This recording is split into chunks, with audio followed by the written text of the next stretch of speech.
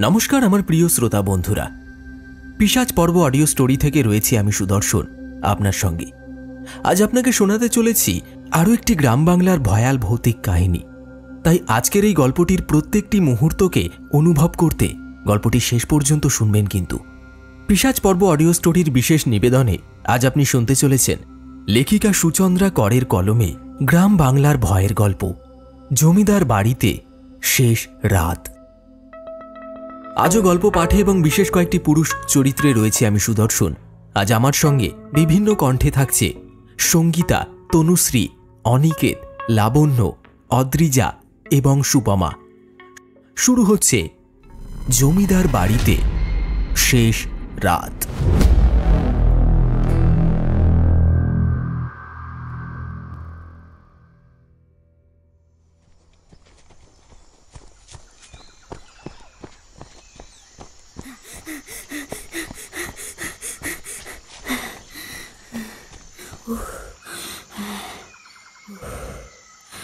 এই ছোকরা, কি হলো তোর? খেলতে খেলতে গাছের তলায় এসে দাঁড়ালি যে বড়, হাঁপিয়ে গেছিস নাকি? হ্যাঁ গো ঠাকুমা, আজ রোদ উঠেছে খুব, ভীষণ জল তেষ্টাও পাচ্ছে, তাই একটু ছাওয়াতে এসে দাঁড়ালাম। আয় বাছা, আয়, এই গাছের তলায় এসে বস। আমার কাছে জল আছে, তুই খাবি? হ্যাঁ দেও। এই নে, জল খা। আর এই যে একটু মাখা সন্দেশ আছে, খা। এটা পুজোর প্রসাদ। শুধু শুধু জল খাস না, তোর খিদেও পেয়েছে নিশ্চয়। এই বলে বুড়ি মহিলাটি তার পুরনো ময়লা ছেঁড়া পুটুলি থেকে একটা লাল কাপড়ে মুখ ঢাকা জলপূর্ণ ঘটি আর শালপাতায় মোড়ানো সন্দেশ বের করে ছেলেটির দিকে এগিয়ে দিল। বাচ্চা ছেলেটি ওই বুড়ি মহিলার থেকে মাখা সন্দেশ নিয়ে একটু জল দিয়ে খেয়ে বলল, যাই ঠাকুমা, আমাকে মনে হয় আমার বন্ধুরা এতক্ষণে খুঁজতে শুরু করেছে। এই বলে বাচ্চাটি উঠতে যাবে, তখনই বুড়ি মহিলাটি বাচ্চাটিকে ডেকে বলল,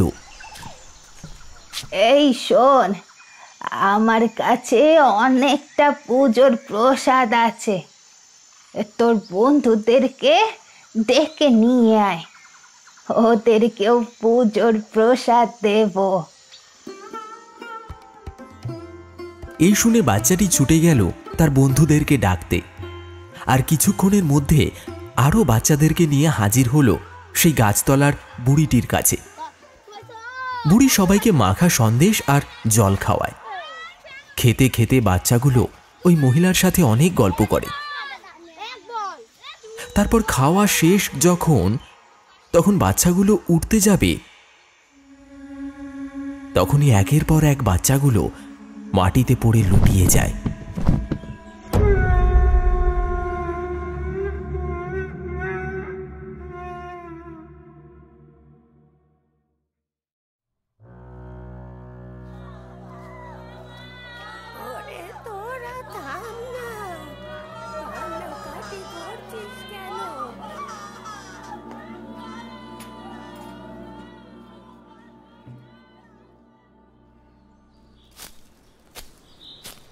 ঘরের দরজার কাছে দাঁড়িয়ে থাকা সুব্রতর কাছে এসে গ্রামের মোড়ল মুকুন্দ মশাই বললেন, বাবা সুব্রত, তুমি এইভাবে ভেঙে পড়ো না, তুমি শক্ত হও, নিজেকে সামলাও।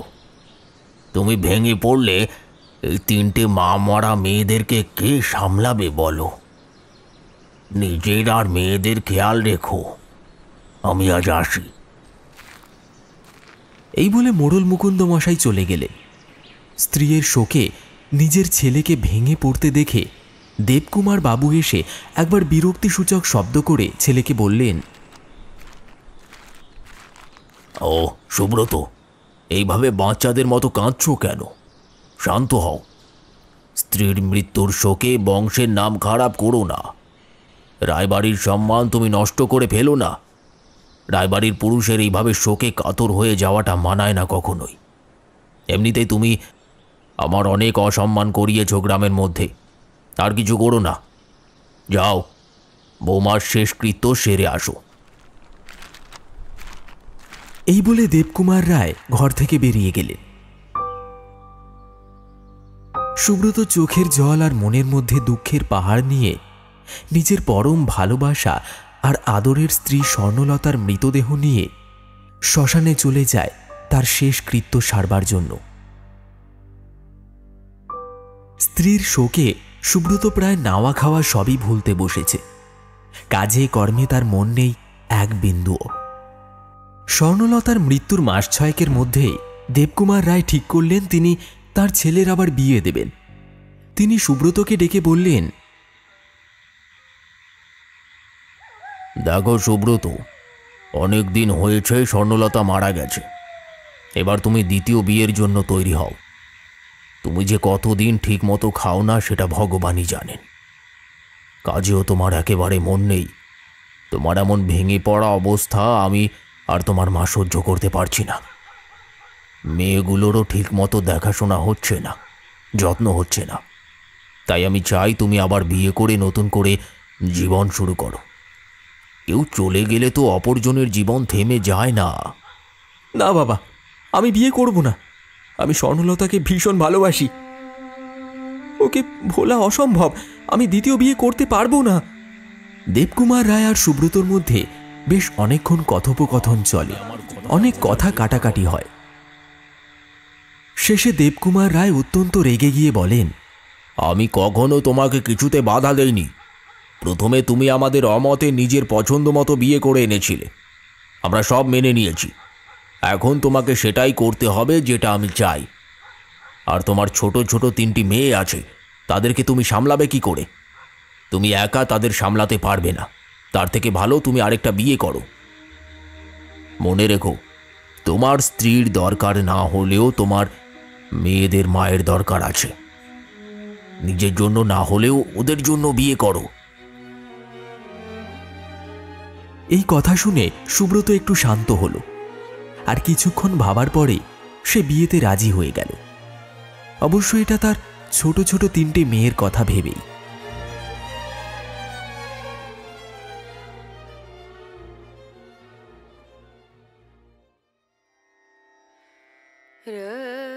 কিছুদিনের মধ্যেই দেবকুমার বাবু তার ছেলের জন্য মেয়ে দেখা শুরু করলেন। তিনি ভেবেছিলেন নতুন বিয়ে হলে তার ছেলের ঘরে একটি পুত্র সন্তান জন্মগ্রহণ করবে, তাতে তার বংশের প্রদীপ জ্বলবে। স্বর্ণলতা তাদের বংশের প্রদীপ জ্বালাতে পারেনি, কিন্তু নতুন যে মেয়েটি আসবে তাদের বাড়িতে বউ হয়ে সে নিশ্চয়ই একটি পুত্র সন্তান জন্ম দিতে পারবে। এই ধারণা নিয়ে দেবকুমার বাবু খুশি মনে সুব্রতর জন্য মেয়ে খোঁজা শুরু করলেন। কিন্তু তিনি তখনও বুঝতে পারেননি তার এই খুশি বেশি দিনের জন্য নয়। রায়বাবু আশেপাশের সমস্ত গ্রামের জমিদার পরিবারের মেয়েদের দেখা শুরু করলেন। মেয়ে খোঁজা শুরু করার প্রায় 2 মাস হয়ে যায়, তাও দেবকুমার বাবুর কোনো মেয়েই পছন্দ হয় না। একদিন দেবকুমার বাবুর মেয়ে দেখে ফেরবার পথে শুরু হয় ভীষণ বজ্রপাত সহ ঝড় বৃষ্টি।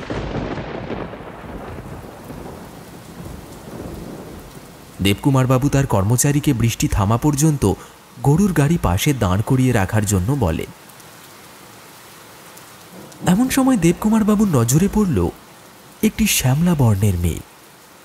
মেয়েটি তার শাড়ির আঁচলের কিছুটা অংশ মাথায় দিয়ে পাশের পুকুর থেকে জল ভরে জল ভরা কলসি কাঁখে নিয়ে যতটা সম্ভব জোরে হেঁটে তার বাড়ির দিকে ফিরছিল। মেয়েটিকে দেখে দেবকুমার বাবুর চমৎকার লাগে। মেয়েটি শ্যামবর্ণ হলেও দেখতে ভারী সুন্দর, চোখগুলো মোহময়। অপরূপ সৌন্দর্য দেখে রায়বাবু যেন মুগ্ধ হয়ে যায়। মেয়েটির গায়ের রং শ্যামলা হলেও তার দেহের গড়ন ভারী আকর্ষণীয়। যৌবন যেন অমৃতের মতো মেয়েটির শরীর থেকে বেয়ে পড়ছে।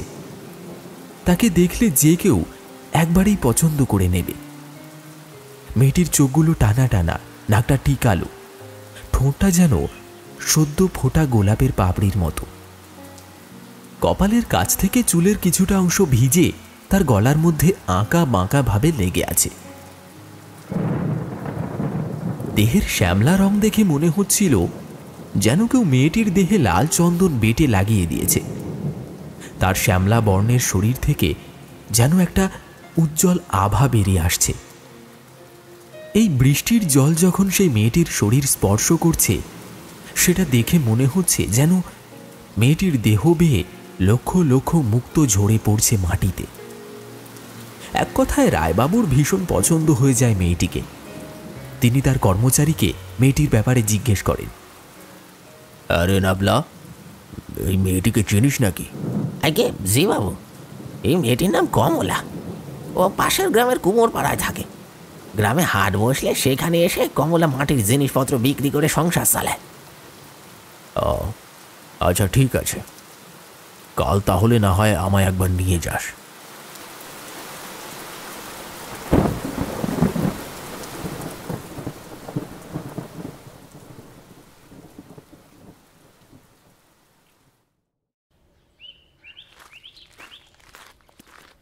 পরের দিন সকালে গাড়োয়ান রায়বাবুকে নিয়ে মেয়েটির বাড়িতে হাজির হয়। মেয়েটিকে দেখে দেবকুমার বাবু বলেন যে তাকে সে তার ছেলের বউ হিসেবে নিজের বাড়িতে তুলতে চান এবং তার সাথে নিজের ছেলের আগের বিয়ের ব্যাপারে সব কথা বলেন। এই শুনে মেয়েটি ভীষণভাবে হতভম্ব হয়ে যায়। সব শোনার পর মেয়েটি বলল, ঘরে আমার বুড়ি ঠাকুমা আছে, আমাকে ঠাকুমাকে দেখাশোনা করতে হয়। আমি মাটির জিনিস বানাই আর সেগুলোকে বিক্রি করে আমার আর ঠাকুমার সংসার চলে কোনো রকমভাবে। আমি বিয়ে করতে পারবো না। তোমাকে এসব নিয়ে কিছু চিন্তা করতে হবে না। এখন থেকে তোমার ঠাকুমার দায়িত্ব আমি নেব। তুমি শুধু আমার ছেলের সঙ্গে বিয়েতে রাজি হয়ে যাও। তুমি রাজি হয়ে গেলে তোমাকে আর কাজ করতে হবে না। আমার ওখানে তোমার ঠাকুমা খুব ভালোভাবে থাকতে পারবে, যতটা তুমিও তোমার ঠাকুমাকে ভালো রাখতে পারবে না। কমলার অবস্থা বুঝতে পেরে রায়বাবুর গাড়োয়ান মেয়েটিকে পাশে ডেকে নিয়ে গিয়ে বলে, দেখো মা কমলা, আমি তো তোমার ছোট থেকেই চিনি। তোমার বাবার সঙ্গে আমার ভালো সম্পর্ক ছিল। এমন সুযোগ তুমি হাতছাড়া করো না। সুব্রত খুবই ভালো ছেলে, তোমার ওই বাড়িতে কোনোই কষ্ট হবে না। আর তুমি অত বড় বাড়ির বউ হওয়ার একটা মর্যাদাও পাবে। ওই হাটে জিনিস বিক্রি করে তোমার সংসার ঠিক মতো চলে না। দিনে দুবেলা দুমুঠো ভাত তোমাদের ঠিক মতো জোটে না। তুমি বিয়েতে রাজি হয়ে গেলে তোমার আর তোমার ঠাকুমা কোনোদিনও অন্যর কষ্ট পাবেন না। তাই আর বেশি না ভেবে রাজি হয়ে যাও বিয়ের জন্য। দেখো তোমার ভালোই হবে। আমি তোমার ভালো চাই, তাই বলছি। এই শুনে কমলা কিছুক্ষণ সবটা ভেবে বিয়ের জন্য রাজি হয়ে যায়। এতে রায়বাবুও ভীষণ খুশি হয়ে গেলেন। তাই তিনি তার কর্মচারীদের ডেকে বিবাহের অনুষ্ঠানের আয়োজন করতে বললেন। পরের 2 মাসের মধ্যেই একটা শুভ দিন দেখে কমলার সাথে সুব্রতর বিয়ে হয়ে যায়। বউ হয়ে রায়বাড়িতে প্রবেশ করে কমলা। কমলা এসেই নতুন বউয়ের সমস্ত দায়িত্ব পালন করতে থাকে। বিয়ের পর প্রথম থেকেই সুব্রত ঘরে এসে কমলাকে বলে,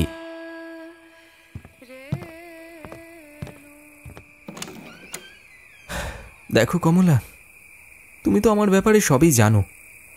আমি আজও স্বর্ণলতাকে খুবই ভালোবাসি। আমি এই বিয়ে শুধু আমার বাড়ির লোকের কথায় আর আমার মেয়েদের জন্য করেছি। তুমি আমার ওপর কিন্তু কোনো আশা রেখো না। তুমি আমার কাছে শুধুমাত্র আমার মেয়েদের মা আর এই বাড়ির বউ। আশা করি তুমি আমাকে বুঝবে। এই বলে সুব্রত ঘর থেকে বেরিয়ে যেতে যাবে, এমন সময় পিছন থেকে খুব মিষ্টি অথচ কাঁদো কাঁদো আওয়াজে কমলা বলে, আমি সব জানি। আমি কখনোই আপনার ওপর অধিকার চাইতে যাব না। আপনি নিজে থেকে যখন চাইবেন তখনই আমি আপনার স্ত্রী হওয়ার মর্যাদা অধিকার চাইব। আপনি নিশ্চিন্তে থাকুন। এই বলে কমলা চুপ করল। এতক্ষণ সুব্রত কমলার দিকে পিছন ফিরেই দাঁড়িয়েছিল। সবটা শুনে কিছু না বলেই ঘর থেকে বেরিয়ে গেল সে।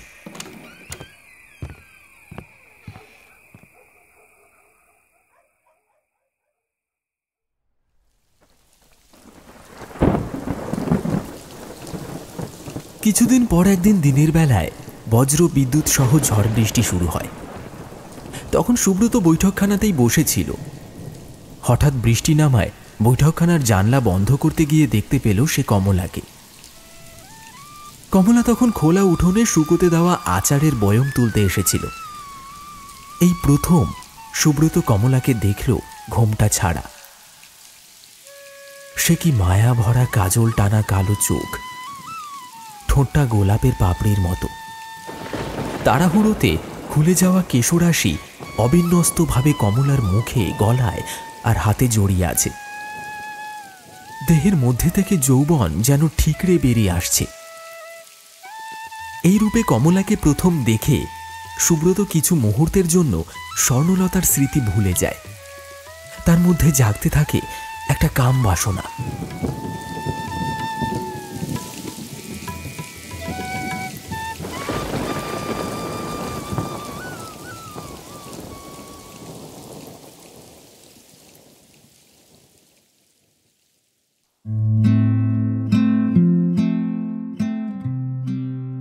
এরপর থেকে সুব্রত প্রায় প্রতিদিন বাহানা খুঁজতে থাকে কমলাকে দেখার আর তার মিষ্টি আওয়াজ শোনার জন্য।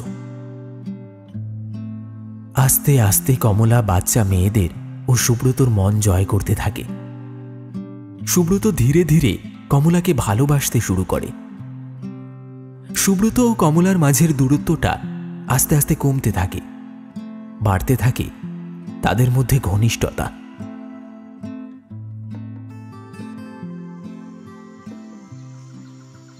সবই ঠিকঠাক চলতে থাকে, কিন্তু একদিন হঠাৎ করেই গ্রামের মোড়ল মুকুন্দ মশাই সকাল সকাল রায়বাড়িতে এসে হাজির হলেন। তিনি দেবকুমার রায়কে বললেন, গ্রামের একজনকে খুব নৃশংসভাবে হত্যা করা হয়েছে। দেহ থেকে একটা হাত আর পেটের নাড়ি ভুড়ি সব বের করে বাড়ির উঠোনে ফেলে দিয়েছে কেউ।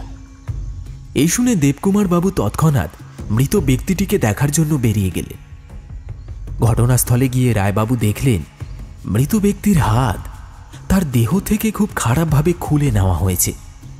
তার দেহের মধ্যে হাতটা জুড়ে থাকা অংশের শিরা, উপশিরা এবং মাংসগুলো ঝুলে রয়েছে দেহ থেকে, আর তার আশেপাশে অবিন্যস্তভাবে ছড়িয়ে রয়েছে রক্ত লাগা হাড়, মাংসের টুকরো আর রক্ত। কিছুটা দূরে সেই মৃত ব্যক্তির দেহ থেকে ছিঁড়ে ফেলা কাঁটা হাতটিও পড়ে আছে।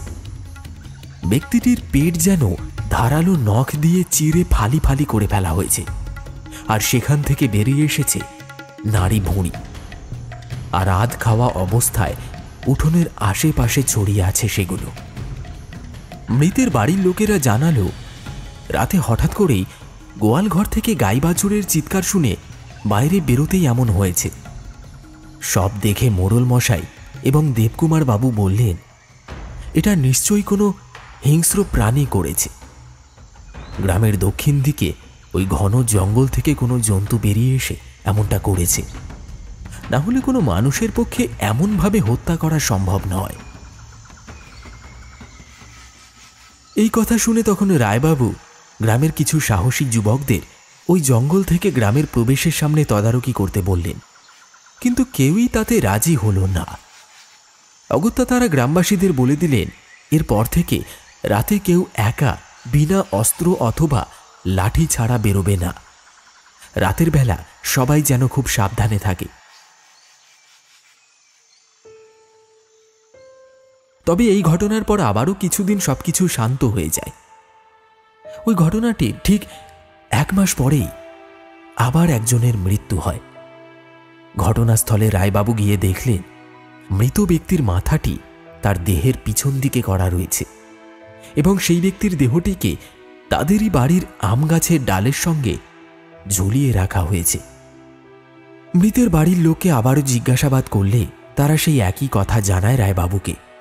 তারা বলল রাতের বেলায় হঠাৎ তাদের গোয়াল ঘর থেকে গাই বাছুরের চিৎকার শুনে বেরিয়েছিল তারা, আর তারপরেই এই অবস্থা দেখে। গ্রামের সবার মধ্যে এবার ভয়ের সৃষ্টি হয়। এরপরেও রায়বাবু আর মোড়ল মশাই গ্রামের সবাইকে বুঝিয়ে শান্ত করলেন আর বললেন রাতে যতই দরকার হোক না কেন বাড়ির বাইরে কোনোভাবেই যেন কেউ না বেরোয়। তবে এই ঘটনার পর আরও 6 মাস কেটে গেলেও প্রতি মাসে একজন করে মানুষের মৃত্যু মিছিল সমানভাবে চলতে থাকে। একদিন গ্রামবাসীরা সবাই জমায়েত হয়ে রায়বাড়িতে এসে হাজির হয়। তারা সবাই দেবকুমার বাবুকে বলতে লাগলেন, আপনার জন্য এই সমস্ত ঘটনা ঘটেছে। আপনি আপনার ছেলের বউয়ের মৃত্যুর 1 বছর কাটবার আগেই ছেলের দ্বিতীয় বিয়ে দিয়ে নতুন ঘরে বউ তুলে এনেছেন। হ্যাঁ, আর তার জন্যই স্বর্ণলতার অভিশাপ লেগেছে। তাই তো গ্রামে প্রতি মাসে কেউ না কেউ মারা যাচ্ছে। এই কথা শুনে দেবকুমার রায় রেগে গিয়ে গ্রামের সবাইকে বললেন, তোমরা সবাই মূর্খের মতো কথা বলো না। স্বর্ণলতার যদি অভিশাপ লাগবে তাহলে সবার আগে তো সেটা আমাদের বাড়িতে লাগবে। আমাদের বাড়ির কারোর কোনো ক্ষতি হচ্ছে না, কিন্তু হচ্ছে তোমাদের মধ্যে। তোমরাই হয়তো তোমাদের কোনো পূর্ব কৃতকর্মের ফল পাচ্ছ, তাই জন্য এরকমটা ঘটছে। এই শুনে গ্রামবাসীরা ভীষণভাবে রেগে গেল।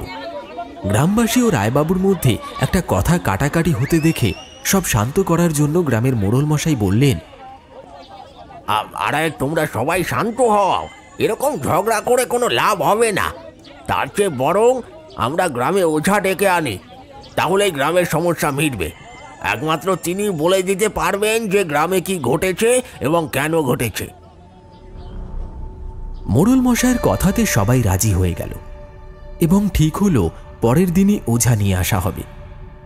সেদিন সারা রাত খুব ঝড় বৃষ্টি হলো। পরের দিন সকালে বৃষ্টি কমলে গ্রামের 2 জন মধ্যবয়স্ক লোক একটা গরুর গাড়ি নিয়ে গেল পাশের 2টো গ্রাম পেরিয়ে বেলতলা গ্রামের এক বড়সড় সিদ্ধহস্ত ওঝাকে ডাকতে। কিন্তু ওঝাকে নিয়ে ফেরার পথে আশ্চর্যজনকভাবে গরুর গাড়ির চাকা কাদাতে আটকে যায়। গাড়ি শুদ্ধ লোক ছিটকে পড়ে মাটিতে, আর আচমকা পড়ে যাওয়ার ফলে ওই ওঝা গিয়ে পড়ে 1 হাঁটু সমান কাদার মধ্যে। আর সেই কাদার মধ্যেই পাশে পড়েছিল একটা বড় পাথরের টুকরো। তার উপর মাথাটা লেগে তার মাথা ফেটে অনবরত রক্ত বেরোতে থাকে। অগত্যা উপায় কিছু না দেখে সবাই মিলে তাকে রায়বাড়িতে নিয়ে আসে এবং গ্রামের বৈদ্য ডেকে আনা হয়।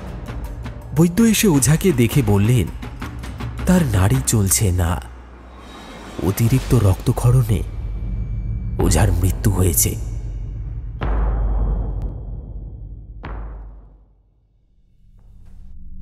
এই খবর পেয়ে পুরো গ্রামের মধ্যে আতঙ্কের ঠান্ডা বাতাস বইতে থাকে। এইভাবে গ্রামবাসীরা যখনই কোনো ওঝা বা পুরোহিত আনার চেষ্টা করেন, তারা গ্রামের সীমানাতে আসার আগেই প্রাণ হারায়। আর এই ঘটনার কথা আশেপাশের সব গ্রামে আগুনের মতো ছড়িয়ে পড়ে। এর ফলে গ্রামবাসীরা আবার কোনো ওঝা বা পুরোহিত আনতে গেলে তারা নিজেরাই গ্রামের ভিতরে আসতে বারণ করে দেয়। তবে তখন এক পুরোহিত গ্রামবাসীদের বলেন যে স্বর্ণলতার মৃত্যু বাৎসরিকে তার পিণ্ড দান করে বাড়িতে একটা শান্তি পুজো করলে হয়তো সব ঠিক হয়ে যাবে। সেই পুরোহিতের কথা মতো স্বর্ণলতার মৃত্যু বার্ষিকীতে তার পিণ্ড দিয়ে শান্তি পুজো করা হয়। সুষ্ঠু মতো পুজোর বিধি সম্পূর্ণ হয়। ফলে গ্রামবাসীরা ভাবে এবার হয়তো প্রতি মাসের মৃত্যুর খেলাটা বন্ধ হয়ে যাবে। কিন্তু তাদের ভুল প্রমাণ করে আবারও সেই একইভাবে আরও একজন মারা যায়। আর সেই সাথেই খুব স্বাভাবিক অবস্থায় বার্ধক্যজনিত কারণে মারা যায় কমলার ঠাকুমা। গ্রামের রায়বাড়ি সমেত প্রায় অর্ধেক গ্রামের বাড়িতে মৃত্যু শোক ছড়িয়ে পড়েছে।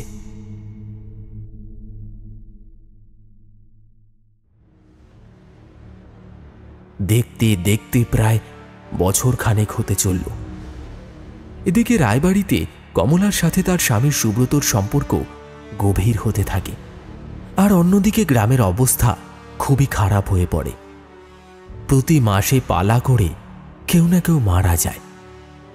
এই অবস্থায় গ্রামবাসীরা কোনো পথ খুঁজে না পেয়ে তারা ঠিক করে যে তারা গ্রাম ছেড়ে অন্য কোনো জায়গায় চলে যাবে। আর এসব কথা বলার জন্যই একদিন সন্ধেবেলায় মোড়ল মশাই রায়বাড়িতে এলেন দেবকুমার বাবুর সাথে কথা বলতে। মোড়ল মশাইকে দেখে দেবকুমার বাবু হাসতে হাসতে বললেন, আরে মোড়ল মশাই যে, আসুন আসুন, খুব ভালো সময় এসেছেন। রায়বাবু, আপনি এই সময়কে ভালো সময় বলছেন কেমন করে? আপনি কি ভুলে গেছেন গ্রামের অবস্থার কথা? আমি সেই বিষয়ে আপনার সাথে কিছু আলোচনা করতে এসেছি। সব কথা হবে, আগে আপনি একটু বসুন, মিষ্টি মুখ করুন। কিরে, কে আছিস? মোড়ল মশাইয়ের জন্য জল মিষ্টি নিয়ে আয়। আমি মিষ্টি খেতে আসিনি রায়বাবু। গ্রামের মানুষ সবাই গ্রাম ছেড়ে চলে যেতে চাইছে।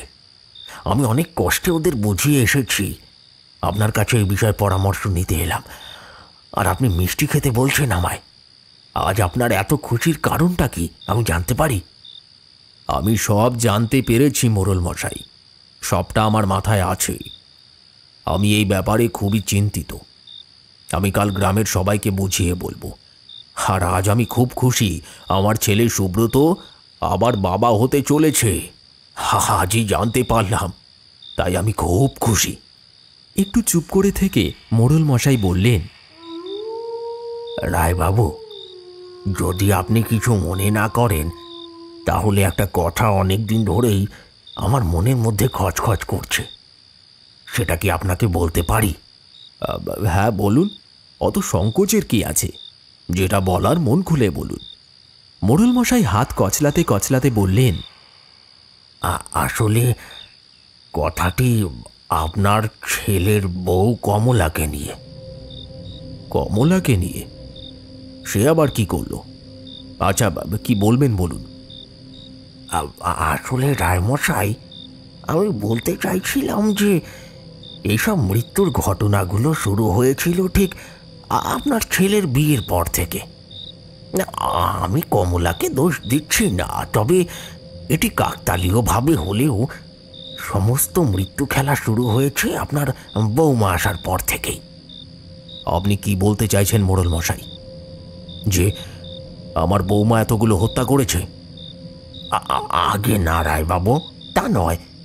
আমি নিজেও জানি না আদৌ ঘটনাগুলির সঙ্গে আপনার বাড়ির বউয়ের কোনো যোগাযোগ আছে কিনা, কিন্তু গ্রামবাসীর মানুষদের মনেও এটাই চলছে যে সমস্ত ঘটনাগুলো শুরু হয়েছে সুব্রতর বিয়ের পর থেকে। তাই আপনাকে আমি জানিয়ে দিলাম। কথাটা শেষ হতে না হতেই সুব্রত একটা থালায় করে মিষ্টি আর এক গ্লাস জল নিয়ে এসে ঘরের ভেতর প্রবেশ করল। সুব্রত বলল, মোড়ল মশাই, আমি আপনাকে অনেকই সম্মান করি, তাই ঠান্ডা মাথায় কথাগুলো বলছি। আমি ঘরে ঢুকতে ঢুকতেই আপনার বলা কথাগুলো শুনতে পেয়েছিলাম। আমি জানি না আপনি কি ভাবছেন আর কেন ভাবছেন, তবে আমি আপনাকে এটুকু আশ্বস্ত করতে পারি যে কমলা নিতান্তই খুব ভালো মেয়ে। আজ প্রায় 1 বছর ধরে আমি ওকে দেখছি, ওর সঙ্গে সংসার করছি। তাই আপনার থেকে আমি ওকে অনেক ভালো করেই জানি, আর ও কাউকে হত্যা করেনি। তাই এসব আজে বাজে কথা নিজেও ভাববেন না আর গ্রামের মধ্যেও রটাবেন না। এই বলে সুব্রত ঘর থেকে বেরিয়ে গেল। কিছুক্ষণ পর মোড়ল মশাইও চলে গেলেন।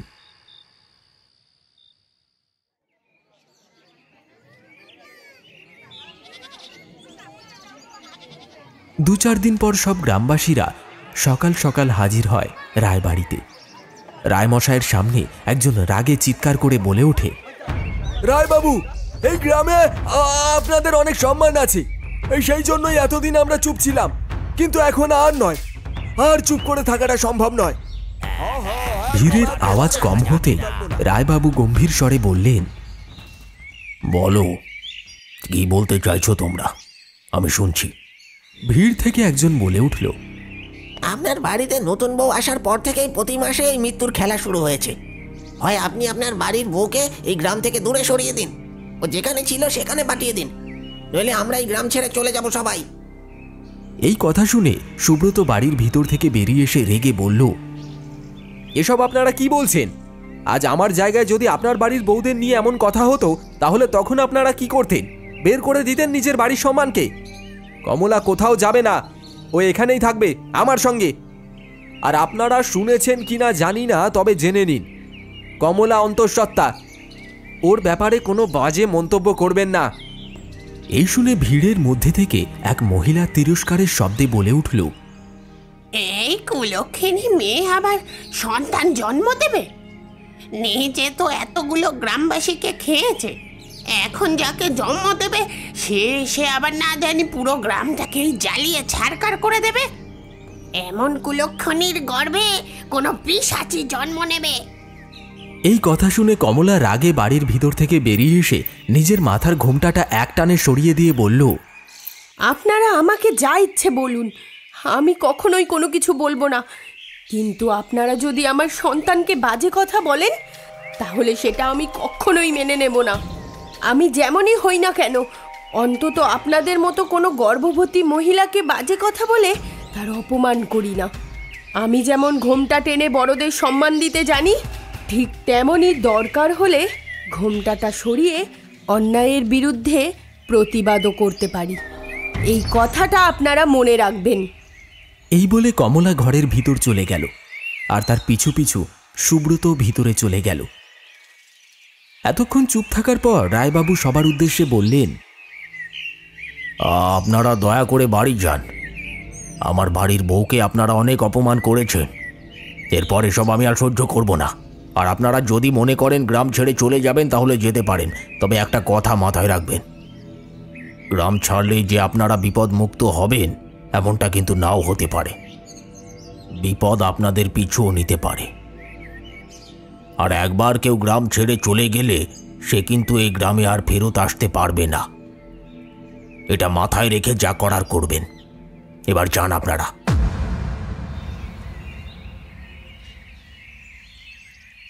এই বলে রায়বাবুও ভিতরে চলে গেলেন। আর কোনো উপায় না পেয়ে গ্রামবাসীরা নিজ নিজ বাড়িতে চলে গেল।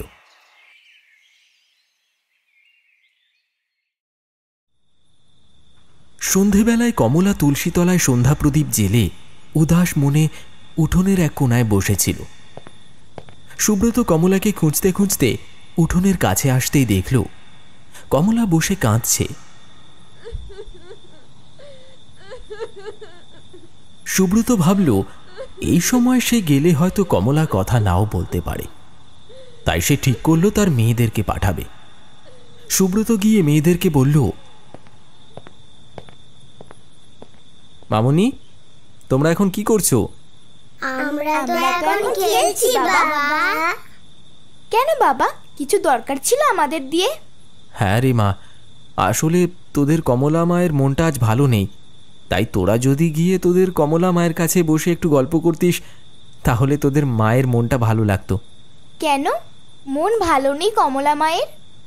তোমাদের কমলা মায়ের তার ঠাকুমার কথা খুব মনে পড়ছে, তাই মন ভালো নেই। ঠিক আছে বাবা, তুমি যাও, আমি যাচ্ছি কমলা মায়ের কাছে। দেখো, আমরা 3 বোন মিলে মায়ের মন একদম ঠিক করে দেব। সুব্রত মেয়েদের ঘর থেকে বেরিয়ে গেল। কিছুক্ষণ পর মেয়েরা গিয়ে পৌঁছল কমলার কাছে। কমলা মেয়েগুলোকে ভীষণ ভালোবাসে, একদম নিজের মেয়ের মতোই। আর মেয়েগুলো কমলাকে নিজের মায়ের মতো ভালোবাসতে শুরু করে দিয়েছে। মা আর মেয়েদের ভালোবাসার দৃশ্য সুব্রত দূর থেকেই উপভোগ করছিল, আর মনে মনে খুব খুশি হচ্ছিল। বেশ অনেকক্ষণ এমনভাবে চলার পর সুব্রত দেখল তার বড় মেয়ে কমলাকে কিছু একটা হাতে দিল। এই অন্ধকারে শুধু প্রদীপের আলোতে স্পষ্ট বোঝা যাচ্ছিল না যে মেয়েরা কমলাকে কি দিয়েছে। কিছুক্ষণ পর মেয়েরা আবার নিজের ঘরে চলে গেল, আর কমলাও উঠে ভিতরে চলে গেল। সুব্রতর মনে এই দৃশ্য দেখে খুব খুশি হয় এবং সে মেয়েদেরকে ধন্যবাদ জানাতে আবার মেয়েদের ঘরে যায়। ঘরে এসে দেখে মেয়েরা ঘরে নেই, আর কিছু খেলনা মাটিতে ছড়িয়ে পড়ে আছে। সুব্রত বুঝতে পারে মেয়েরা নিশ্চয়ই খেতে গেছে, তাই তখন সুব্রত মাটিতে পড়ে থাকা খেলনাগুলো গুছিয়ে রাখতে থাকে। খেলনা গোছাতে গিয়ে সুব্রত দেখল ওগুলোর মধ্যে বেশ কয়েকটা মাটির পুতুল রয়েছে। সুব্রতর মনে পড়ে যায় সে তো প্রায় প্রতি মাসেই কমলাকে দেখেছে তার বাড়ির পিছন থেকে ভাঙা অব্যবহৃত চাতালের উপর বসে দুপুরবেলায় মাটির পুতুল বানাতে। তাদের বাড়ির চাকরই তো তাকে মাটি এনে দেয়।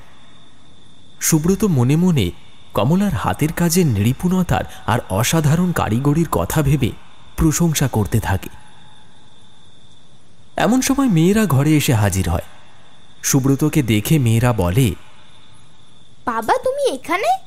মেয়েদের আচমকা আওয়াজ পেয়ে সুব্রত প্রথমে একটু চমকে যায়, তারপর পিছন ফিরে মেয়েদেরকে দেখে তাদের হাতে পুতুলটা দিয়ে বলে, তোমরা কমলা মাকে তখন এরকমই মাটির পুতুল দিয়েছো তাই না?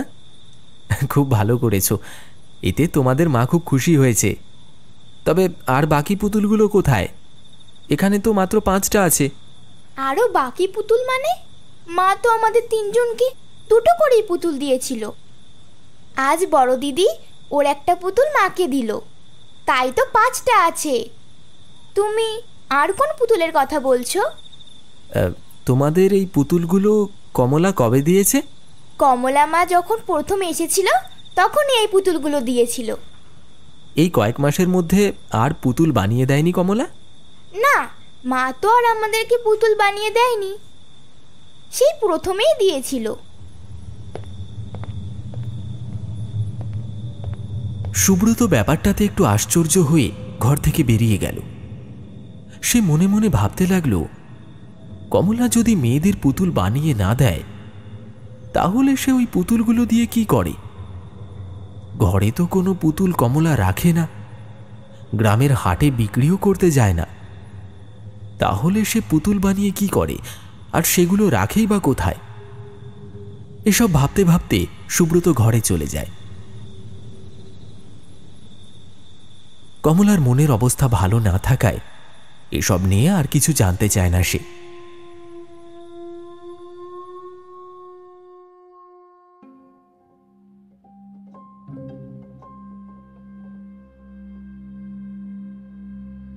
তবে এই ঘটনার পর আরও 2-3 দিন কেটে যায়। কমলার মনের অবস্থা, গ্রামের পরিস্থিতি আর কাজের চাপে সুব্রতর ওই পুতুলের কথা এক প্রকার আর মনেই থাকে না। সুব্রত একদিন দাওয়াখানায় বসে গ্রামের মোড়লমশাই আর কিছু গ্রামবাসীদের সাথে গ্রামের পরিস্থিতির বিষয় নিয়ে কথা বলছিল।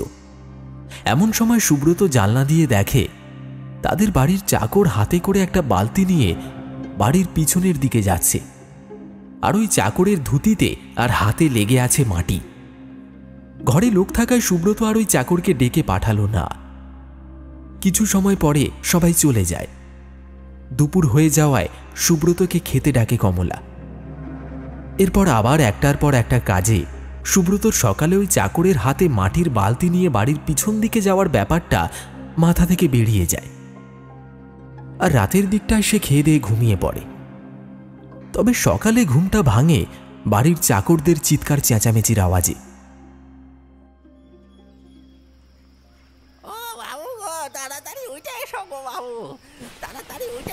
ধরফর করে উঠে চিৎকারের আওয়াজ লক্ষ্য করে সেই স্থানে পৌঁছে সেখানের দৃশ্য দেখে সুব্রতর পায়ের তলা থেকে জমি সরে যায়।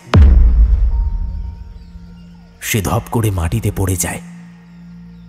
সুব্রতর সামনে তার বাবা দেবকুমার রায়বাবুর মৃত দেহ গাছ থেকে ঝুলে আছে। রায়বাবুর দেহের মধ্যে বুকের কাছে গাছের ডাল আড়াআড়িভাবে গেঁথে দেহটি ঝুলিয়ে দিয়েছে কেউ। দেহের অর্ধেকের থেকে বেশি অংশ পোড়া। দেহ থেকে মাংসগুলো খুলে খুলে কিছুটা গাছের তলায় পড়ে আছে। মুখটা বেশিরভাগই পোড়া। একটা চোখ কোটর থেকে বাইরে বেরিয়ে আসছে। গাছের তলায় চারিদিকে রক্ত মাংসর পুঞ্জ ছড়িয়ে ছিটিয়ে পড়ে আছে। এই দেখে সুব্রতর শরীর ঘিন ঘিন করে ওঠে, বমি করতে থাকে সে। রায়বাবুর মৃত্যুর খবর সারা গ্রামে ছড়িয়ে পড়ে। একে একে সব গ্রামবাসীরা এসে হাজির হয়ে যায় রায়বাড়িতে।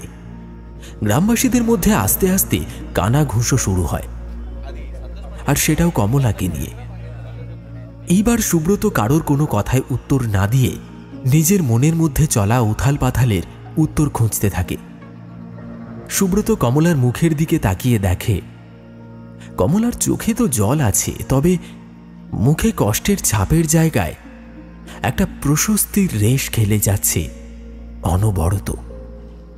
সুব্রত রায়বাবুর মৃতদেহর সামনে বসে একটুও না কেঁদে নিজের মনে মনেই প্রতিজ্ঞা করে যে এমন গ্রামের মধ্যে মৃত্যু খেলা শুরু করেছে যে তাকে সে খুঁজে বের করবেই এবং তাকে উপযুক্ত শাস্তি দেবে।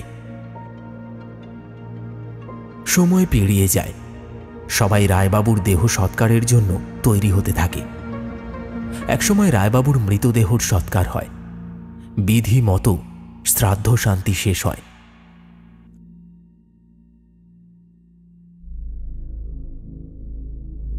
আর সুব্রত ক্রমেই অনুভব করতে থাকে কমলার মধ্যে এক উৎফুল্লতা কাজ করছে। যে সময় তার দুঃখ পাওয়ার কথা সেই সময় সে এমন প্রসন্ন চিত্তে ঘুরে বেড়াচ্ছে, এই ব্যাপারটা দেখে সুব্রতর খুব রাগ হয়, কিন্তু তবুও সে কিছু না বলে চুপচাপ থাকে। সুব্রতর মনে পড়ে যায় তার বাবা মারা যাওয়ার কিছুদিন আগেই সে দেখেছিল তাদের চাকর বালতি ভর্তি মাটি নিয়ে গেছিল, আর তারপরেই এমনটা ঘটেছে। সুব্রত মনে করার চেষ্টা করতে থাকে আগের মাসগুলোতে সে কমলাকে কখন কখন পুতুল বানাতে দেখেছে। বেশ কিছুক্ষণ ভাবার পরে তার মনে পড়ে সে যখন কমলাকে বাড়ির পিছনে যেতে অথবা পুতুল বানাতে দেখেছে, ঠিক তার কিছুদিন পরপরই কেউ না কেউ মারা গেছে। আর এই রকম ঘটনা মাসে একবার করেই ঘটে। কমলা মাসে একবার করেই পুতুল বানায়, আর গ্রামেও একজন করেই মারা যায়। সুব্রত বুঝতে পারে সবটা কাকতালীয় ব্যাপার নয়, নিশ্চয়ই এই দুটো ঘটনার মধ্যে কিছু একটা সম্পর্ক আছে। নিশ্চয়ই এই মৃত্যু খেলার সাথে কমলার কোনো সম্পর্ক আছে। সুব্রত ঠিক করে যে সে কমলাকে হাতে নাতে ধরবে, সে প্রতি মুহূর্ত নজর রাখবে কমলার উপর। দেখতে দেখতে আরো দিন 10 কেটে যায়। কমলা প্রতিদিনের স্বাভাবিক কাজ করছে। সুব্রত একভাবে কমলার উপর সর্বদা নজর রেখে চলেছে।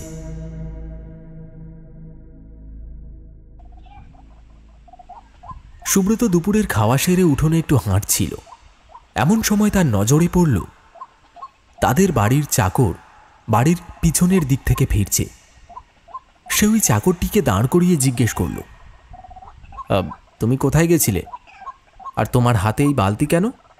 আগে ছোট দাদাবাবু, আমি ছোট বউ ঠাকুরুনের কথা মতো মাটি নিয়ে এসে ওই আপনাদের বাড়ির পিছনে ভাঙা চাতালে রেখে আসছি। তা কবে থেকে এমন মাটি এনে দাও কমলাকে? আজ প্রায় বছর হতে যায় আমি মাটি এনে দেই। তুমি কবে কবে মাটি নিয়ে আসো? কমলা তোমাকে কখন বলে মাটি আনতে? আমি মাসে একবার করে মাটি এনে দেই বাবু। বউ ঠাকুরুন আমাকে প্রতিবার আগের দিন রাতের বেলা বলে মাটি এনে দিতে, আর আমি পরের দিন সব কাজ সেরে এই দুপুরে এনে দেই। তাতে বউ ঠাকুরুন আমাকে কিছু বকশিস দেন। এই মাটি দিয়ে কমলা কি করে কিছু জানো?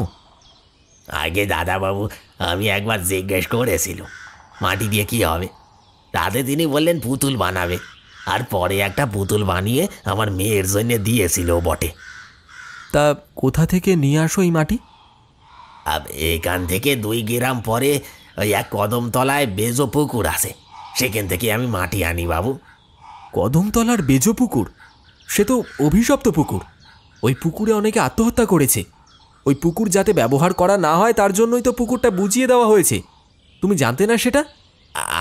আমি সব জানি ছোট বাবু, আমি এই কথা বউ ঠাকুরুনকে বলেছিলাম, তাতে তিনি বললেন যে আমি মাটি আনতে গেলে আমার কিছু হবে না।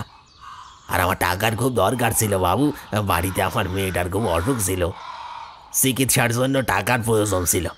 তখন বউ ঠাকুরুনের বকশিস দেওয়ার কথা শুনে আমি আর না করতে পারিনি। তোমার টাকার দরকার ছিল সেটা তুমি বাবাকে বলতে পারতে অথবা আমাকে বলতে পারতে। আমি বড় বাবুকে বলেছিলাম কয়েকবার, কিন্তু তিনি প্রতিবার আমাকে ধমক দিয়ে বের করে দিয়েছিলেন। আর বলেছিলেন আমি যদি এরপর আর কখনো টাকা চাই অথবা আপনাকে বলি তাহলে আমাকে কাজ থেকে বের করে দেবেন, আর গ্রাম থেকেও বের করে দেবেন। সেই ভয়ে আমি আপনাকে কিছু বলতে পারিনি। এই শুনে সুব্রত কিছুক্ষণ চুপ করে থাকে। তাকে চুপ করে থাকতে দেখে চাকরটি আবার বলে, কিছু সমস্যা হয়েছে ছোট দাদাবাবু? হ্যাঁ, না কোনো সমস্যা হয়নি, আমি এমনি তোমাকে জিজ্ঞেস করলাম।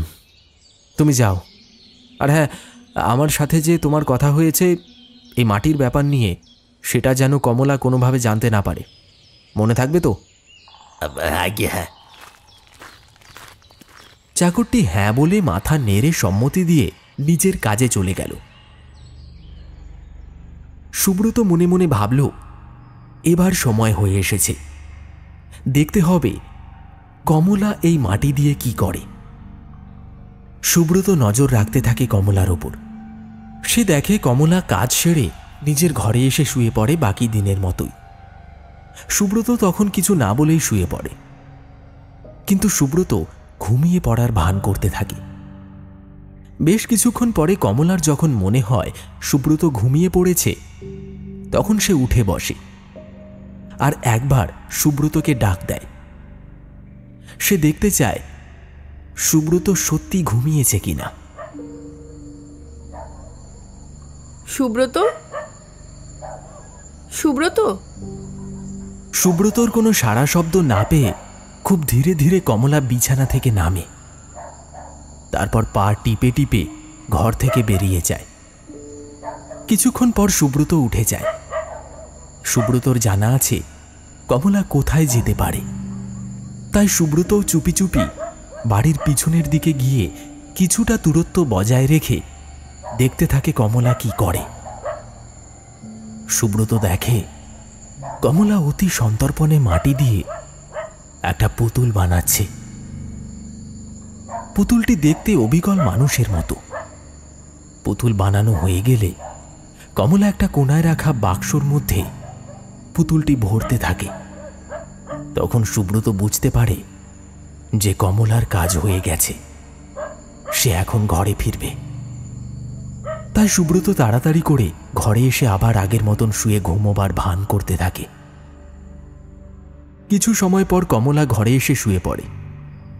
সেদিনও সুব্রত কমলাকে কিছুই জিজ্ঞেস করে না।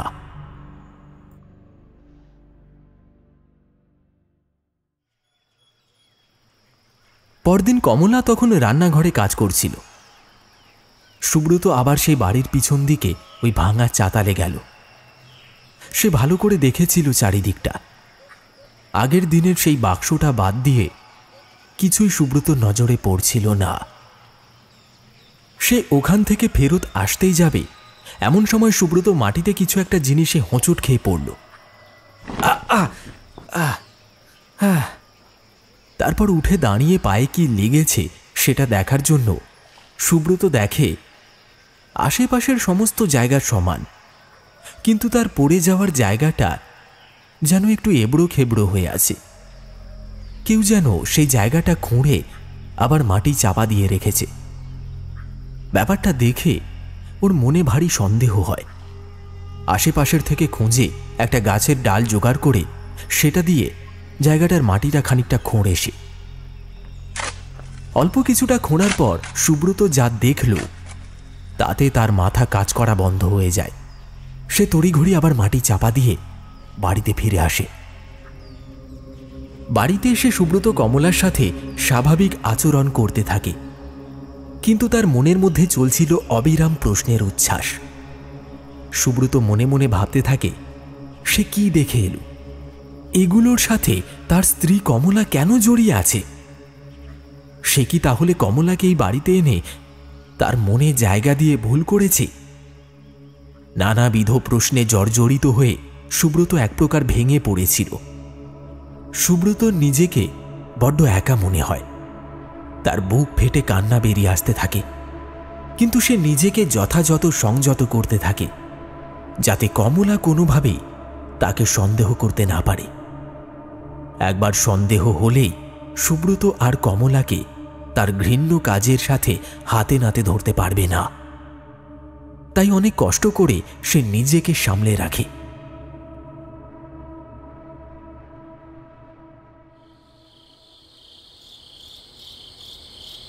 রাতের দিকে সুব্রত খাওয়া দাওয়া সেরে নিজের ঘরে এসে জানলার কাছে একটা চেয়ার টেনে নিয়ে তাতে শরীরটা এলিয়ে দিয়ে উদাসহীন মনে বাইরে তাকিয়েছিল।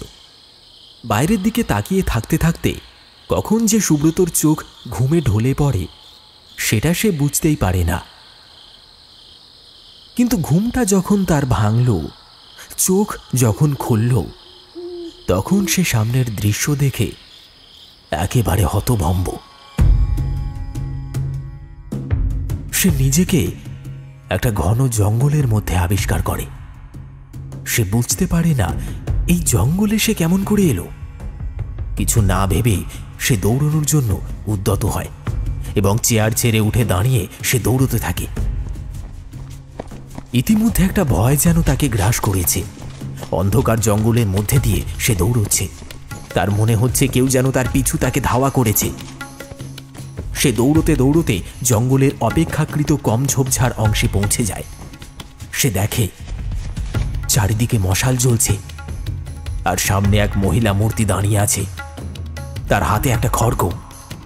ওই মহিলা মূর্তিটি নিজের 2 হাত তুলে কি যেন অকথ্য ভাষায় বলছে।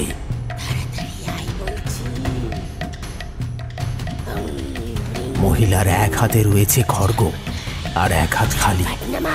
সেই খালি হাত দিয়ে ওই মহিলা অদৃশ্য কাকে যেন আহ্বানের ইঙ্গিতে হাত ছানি দিয়ে ডাকছে। মহিলার সামনে জ্বলছে অগ্নিকুণ্ড। ওই মহিলার পড়া মন্ত্রে দিক বিদিক কেঁপে উঠছে বারবার। হাওয়া বইছে দুরন্ত গতিতে। সুব্রত এসবের মানে কিছুই বুঝে উঠতে পারে না।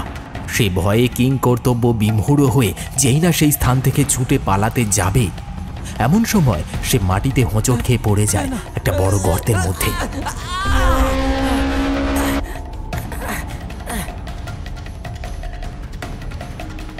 বাইরের মশালের হালকা আলো গর্তের ভিতরে প্রবেশ করেছে, আর তার মধ্যেই সে দেখল গর্তের মধ্যে চারিদিকে পড়ে রয়েছে অনেকগুলো মাটির পুতুল। পুতুলগুলো দেখতে অবিকল মানুষের মতো। সেই পুতুলগুলোর মধ্যে কোনোটার মাথা পিছন দিকে ঘোরানো, কোনোটার পেট কাটা, আর সেই পেটের মধ্যে থেকে যেন কিছু বেরিয়ে আসছে। কোনো পুতুল অর্ধেক জ্বলে পুড়ে গেছে। সুব্রতর হাতের সামনেই যে পুতুলটা পড়ে আছে সেটা অবিকল তার বাবার মতো দেখতে। আর ওই পুতুলের শরীরের মধ্যে একটা ছোট গাছের ডাল এপার ওপার করে গাঁথা আছে, আর পুতুলটার বেশ কিছু অংশ পোড়া, ঠিক যেমনভাবে তার বাবার মৃতদেহ সে দেখেছিল। সুব্রতর মনে পড়ে যায় সকালের দেখা ঘটনা। সে সকালে গর্ত খুঁড়ে হুবহু এমনই একটা পুতুল দেখেছে। তখনই সুব্রত বুঝতে পারে গ্রামে যতগুলো মৃত্যু হয়েছে আর যেমনভাবে হয়েছে, এখানে ঠিক ততগুলোই পুতুল আছে। আর আশ্চর্যভাবে ওই একই অবস্থায় আছে পুতুলগুলো। এমন সময় হঠাৎ সে কমলার কণ্ঠস্বর শুনতে পায়, আর ভীষণভাবে ভয় পেয়ে যায়। সুব্রতর কাঁধে হাত রেখেছে কমলা। সুব্রত তাড়াতাড়ি উঠতে গিয়ে আবার পড়ে যায়, আর ভয়ে চোখ বন্ধ করে ফেলে। কমলার কথায় চোখ খুলে দেখে সে তার ঘরের মধ্যেই আছে। সে চেয়ার থেকে পড়ে গেছিল মাটিতে। কমলা জিজ্ঞেস করে, এই কি গো, তোমার কি হয়েছে? ঠিক আছো তুমি? সুব্রত ডান হাতের তেলো দিয়ে কপালের ঘাম মুছতে মুছতে বলল, হ্যাঁ, আমি ঠিক আছি। আসলে রাতের আকাশ দেখতে দেখতে ঘুমিয়ে পড়েছিলাম, এই আর কি। আমি ডাকতেই এমন ভয় পেয়ে পড়ে গেলে কেন? আমি ঘুমের ঘোরে ভয়ের স্বপ্ন দেখেছিলাম তো, তাই। জানোই তো যা হচ্ছে আজকাল, তাতে সবারই ভয় লাগার কথা। ও কিছু না, ছাড়ো, বাদ দাও। যাও, বিছানায় গিয়ে শুয়ে পড়ো, অনেক রাত হয়ে গেছে।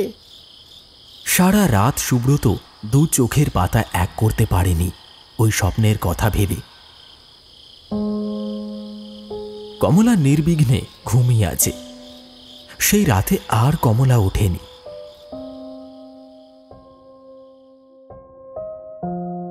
পরদিন সকাল থেকেই সুব্রতর মনটা আনচান করতে থাকে। তার মনে হতে থাকে কিছু একটা খারাপ হতে চলেছে খুব তাড়াতাড়ি। সন্ধেবেলায় যখন কমলা সন্ধে প্রদীপ দিচ্ছিল, তুলসীতলায় তখন সুব্রত নজর রেখেছিল কমলার ওপর। সুব্রতর মনে হতে থাকে সন্ধ্যের অন্ধকার আজ একটু বেশি গাঢ়। আকাশের দিকে তাকিয়ে দেখে তখন চাঁদ ওঠেনি। সে বুঝতে পারে আজ অমাবস্যা। পরিবেশটা কেমন যেন থমথমে হয়ে রয়েছে। কোথাও যেন বাতাস বইছে না। চারিদিক একেবারে নিস্তব্ধ হয়ে আছে। মনে হচ্ছে যেন সারা গ্রামটা শ্মশানে পরিণত হয়েছে। সুব্রতর মনের ভেতর ভয় হতে থাকে। তবুও সে সাহস করে কিছু না বলে রাতের অপেক্ষা করতে থাকে। সন্ধে থেকেই সময় যেন আর কাটতে চায় না। রাত হতেই মনে হয় যেন কয়েক যুগ পেরিয়ে গেছে। এত অপেক্ষা তাকে কোনোদিনও সন্ধে থেকে রাতের জন্য করতে হয়নি। তার মনে হতে থাকে সময় যেন কোথাও থেমে গেছে। বহু অপেক্ষার পর আসে সেই সময়, সেই রাত। রাতের খাওয়া দাওয়া সেরে নিত্যদিনের মতোই সুব্রত আর কমলা ঘুমোতে চলে যায় নিজের ঘরে। ঠিক আগের দিনের মতোই কমলা একবার আওয়াজ দিয়ে দেখে সুব্রত ঘুমোচ্ছে কিনা। সুব্রতর কোনো আওয়াজ না পেয়ে কমলা অতি সন্তর্পণে আস্তে আস্তে বিছানা থেকে নেমে ঘরের দরজা খুলে বাইরে বেরিয়ে যায়। আজ সুব্রত অপেক্ষা করতে থাকে আরও কিছুটা সময়ের জন্য, যাতে সুব্রত কমলার পিছু নিলে কমলা কোনোভাবেই টের না পায়। কমলা বেরিয়ে যাওয়ার মিনিট 5 পরেই সুব্রত বিছানা থেকে উঠে যায় আর চলে যায় নিজের বাড়ির সেই ভাঙা চাতালের কাছে। সুব্রত দূর থেকে দেখে কমলা চাতালের উপর বসে আছে আর তার সামনে একটা অগ্নিকুণ্ড জ্বলছে। সে অকথ্য ভাষায় কিছু মন্ত্র পড়ছে আর আগুনের মধ্যে কিছু আহুতি দিচ্ছে। কমলা যখনই সেই মাটির পুতুল আগুনের মধ্যে দিতে যাবে তখনই পেছন থেকে সুব্রত এসে কমলাকে এক ধাক্কায় তার স্থান থেকে সরিয়ে দেয়। সুব্রতর তখন মাথায় থাকে না কমলা গর্ভবতী। ধাক্কা মেরে সরিয়ে দিলে তার গর্ভপাত হতে পারে। সে বিচার বিবেচনাহীন হয়ে কমলার উপর চিৎকার করে বলতে থাকে, এ তুমি কি করছো কমলা? তুমি আমার রাস্তা থেকে সরে যাও সুব্রত। তোমার সঙ্গে আমার কোনো লড়াই নেই। আমি যা করতে চাইছি আমাকে তা করতে দাও।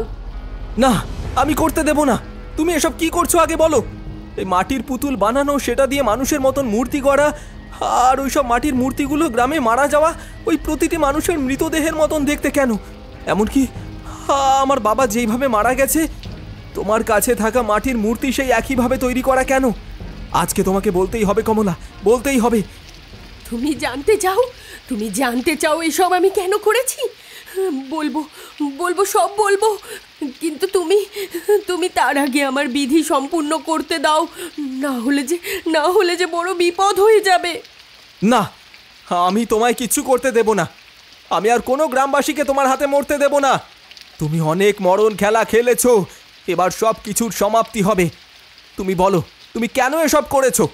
তাহলে এই জ্বলন্ত অগ্নিকুণ্ডে আমি তোমাকেই ফেলে দেব। তুমি না আমায় ভালোবাসো সুব্রত? এই তোমার ভালোবাসা? তুমি জানো না তোমার কমলা কখনো ভুল কাজ করে না। আমার তোমার প্রতি থাকা সব ভাবনা এখন মিথ্যে মনে হচ্ছে। তুমি বলো, তুমি এসব কি করেছো? কোনো হেয়ালি করো না। বেশ, তাহলে শোনো। আজ থেকে প্রায় 2 বছর আগেকার কথা। তোমার পরপর 3টি মেয়ে সন্তান হওয়ার পর তোমার বাবা তোমার পুত্র সন্তান লাভের জন্য আমার মায়ের কাছে আসে। আমার মা ছিলেন একজন তান্ত্রিকা। আমার মা সাধনা করত গ্রামের ওই পরিত্যক্ত জঙ্গলের মধ্যে। একদিন তোমার বাবা এসে আমার মাকে বললেন তোমার কথা, আর তিনি এটাও জানান যে তিনি চান তোমার একটা পুত্র সন্তান হোক।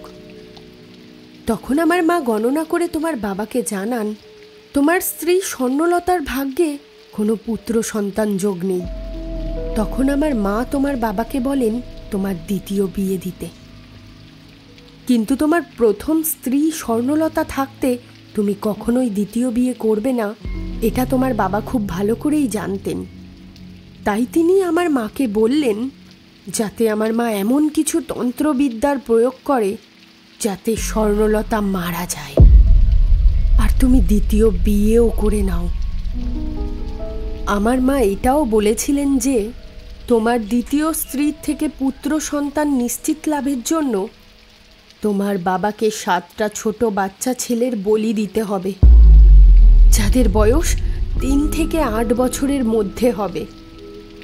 এই শুনে সুব্রত কিছু একটা বলতেই যাবে, তখন কমলা তাকে চুপ করিয়ে বাকিটা বলা শুরু করল। সে যা বলল তার সারমর্ম খানিকটা এই।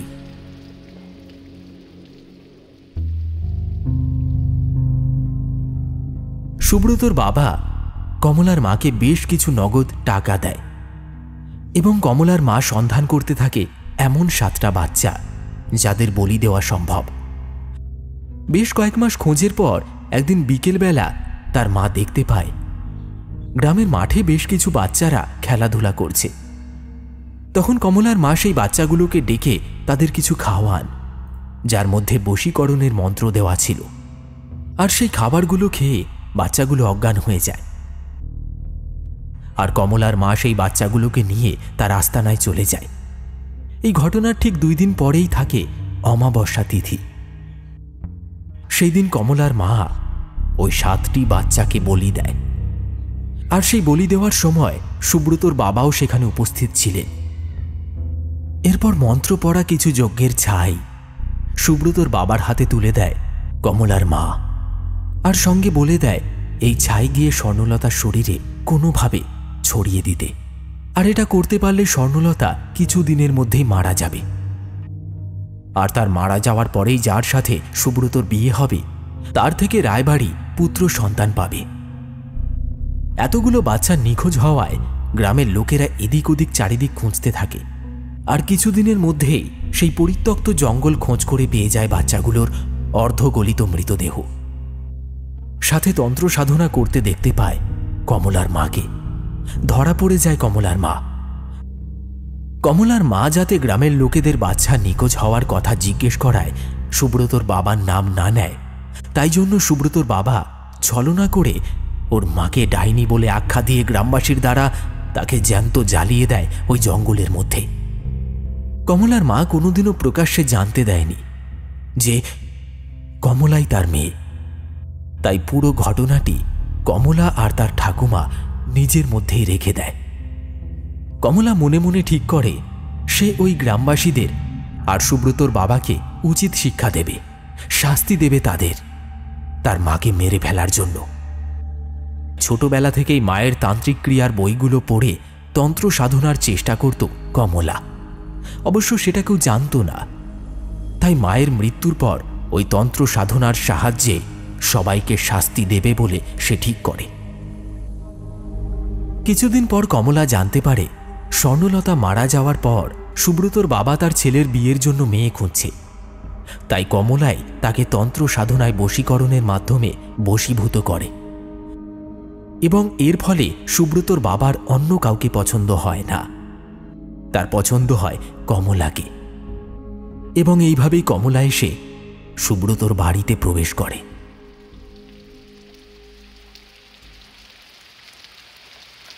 এইটুকু বলেই কমলা থামল।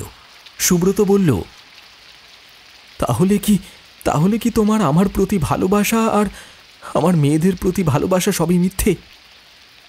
না সুব্রত, আমি তোমাকে মন থেকেই ভালোবেসে ফেলেছি, আর তোমার মেয়েদেরকেও আমি ভালোবাসি।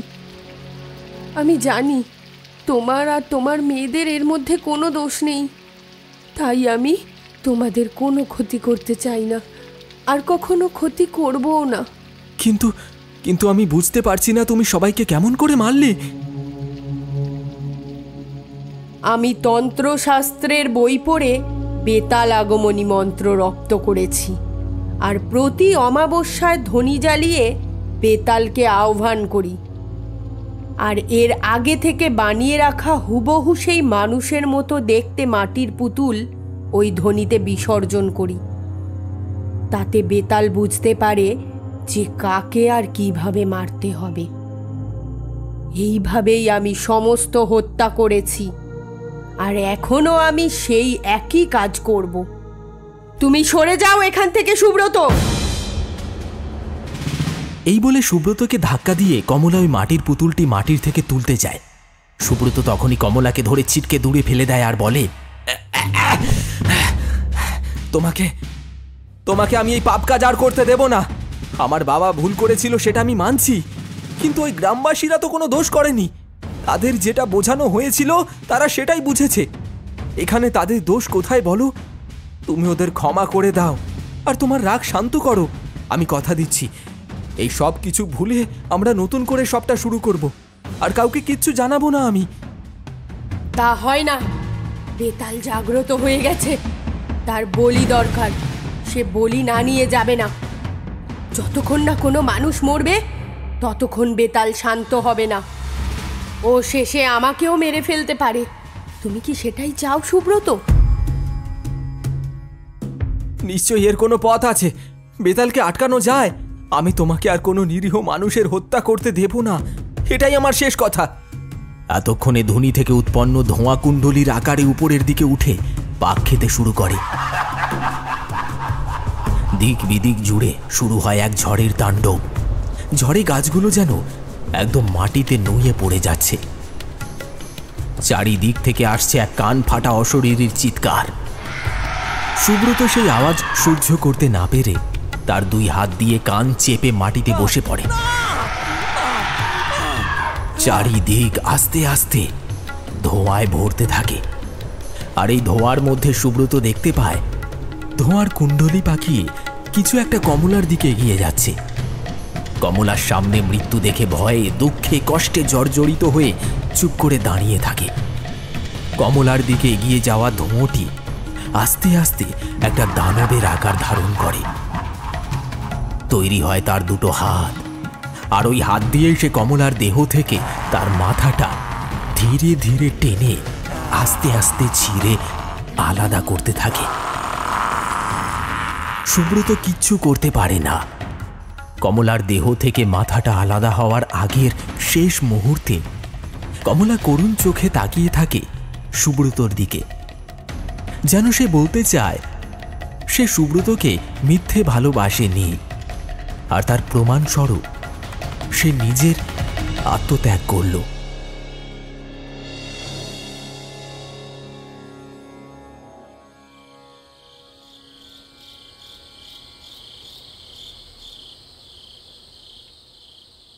আস্তে আস্তে চারিদিক নিস্তব্ধ হয়ে যায়। ধোঁয়া কেটে চারিদিকটা পরিষ্কার হয়ে যায়। মাটিতে পড়ে থাকা কমলার মুন্ডহীন নিথর দেহটা তখন নিঃসার হয়ে পড়ে আছে। তার চারিদিকে ছড়িয়ে আছে রক্ত। সুব্রত দৌড়ে গিয়ে কমলার দেহটা বুকে জড়িয়ে ধরে কান্নায় ভেঙে পড়ে। কমলা, কমলা, কমলা,